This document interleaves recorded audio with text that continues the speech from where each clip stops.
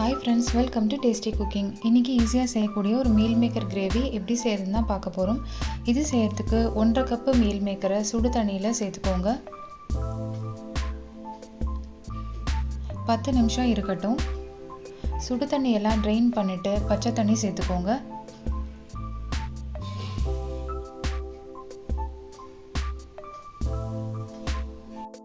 தண்ணியெல்லாம் பிழிஞ்செடுத்து தனியாக வச்சிடலாம்.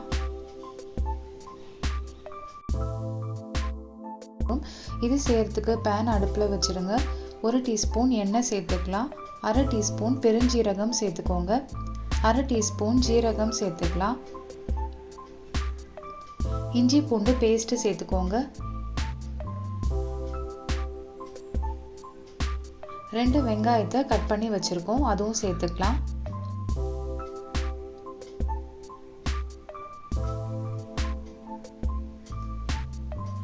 மீடியம் ஃப்ளேமில் வச்சுட்டு நல்லா வதக்கி விட்டுருங்க. வெங்காயம் ஓரளவு வதங்கி வந்ததுக்கப்புறமா 2 தக்காளியை கட் பண்ணி சேர்த்துக்கோங்க.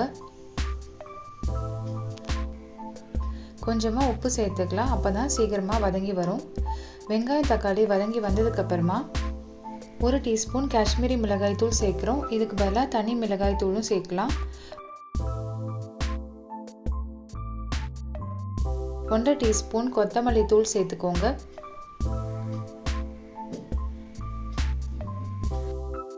1/2 டீஸ்பூன் கரம் மசாலா சேர்த்துக்கலாம். 1/2 டீஸ்பூன் ஜீரகத்தூள் சேர்த்துக்கோங்க.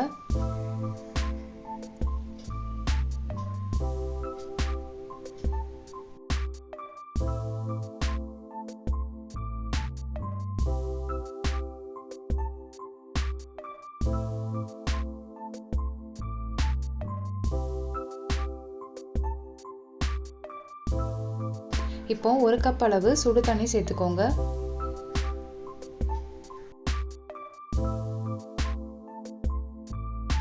மீல் மேக்கர் சேர்த்துக்கலாம்.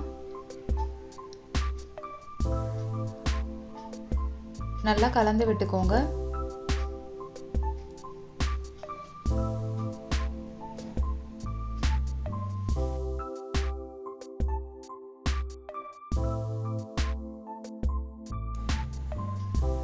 பத்து நிமிஷம் லோ ஃப்ளேமில் இருக்கட்டும்.